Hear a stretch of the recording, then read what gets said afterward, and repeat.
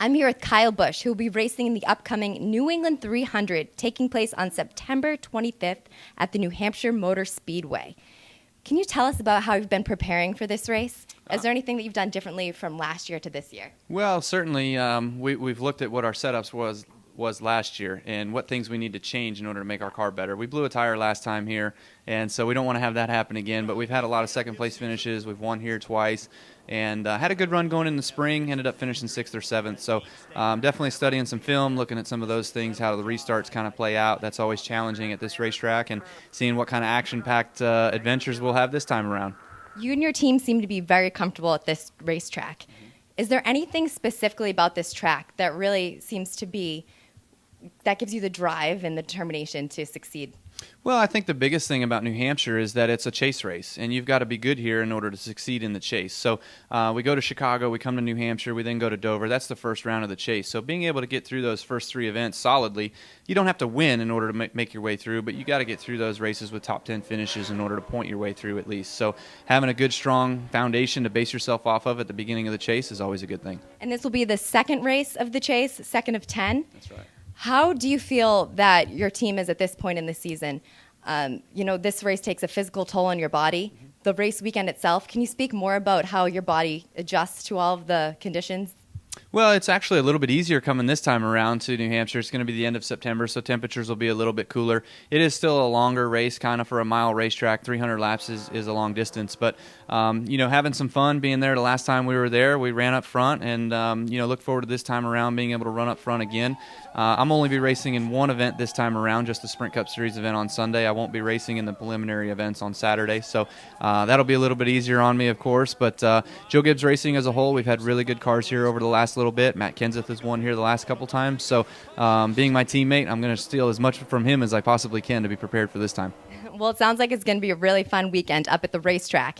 Tell us why the fans should come out and support this race. It's just fun. It's a great experience. Really, a lot of people don't understand what the NASCAR racing action is all about, and you don't get a full taste of that until you come on out and see it for yourself. You get to see the sounds and the taste of it, of course, and the smell, everything kind of going on, and the adrenaline, and, of course, just the sound of what the engines are preparing in order to put down 600, 700 horsepower onto that racetrack. So it sounds like it's a real sensory experience, and you need to physically be present to really understand the full gist of it. No doubt, certainly. I feel that way. I've always told anybody that gets a chance to come to a NASCAR race and experience it for firsthand for themselves to do that, of course. And, there's some driver experiences that you can do across the country that you can go actually get your firsthand taste of it and being behind the wheel or even in the passenger seat, too. Last year, I understand that you were coming off of a really serious injury, and you had this high level of determination to succeed, and it proved very successful for you. Maintaining the title this year, do you have that same drive?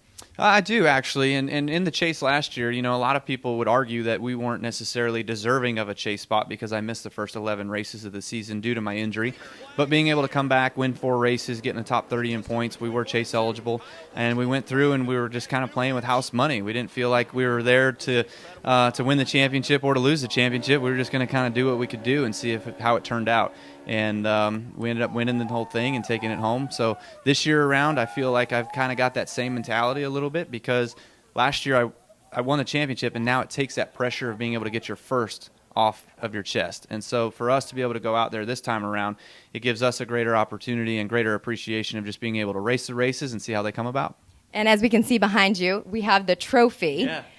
Tell us about your time in Victory Lane. And is there another trophy that Loudon offers that one's great, sparkly, but do they have this other special trophy I've been hearing about? Yeah, this one I like to carry around with me everywhere. It looks pretty good. Her name's Tiffany, but the rest of the trophy that you're speaking of at Loudon is actually Loudon the Lobster. So it's quite a unique trophy. There's none others like it in the sport. And when you win at New Hampshire Motor Speedway, they give you a lobster. And the last one that I saw was about a 40-pounder. And they ask you what you want to do with it, if you want to take it home and eat it or cook it or give it back or put it back where it came from. And that was the decision that my wife and I chose, was to put it back where it came from. And we'll let him live out his life and see how that goes. Well, I wish you all the best, and we hope to see you in Victory Lane this upcoming September 25th at the New Hampshire Motor Speedway. Hey, NASCAR fans, Kyle Busch here, driver of that number 18 M&M's car, and I always love that Dirty Water TV.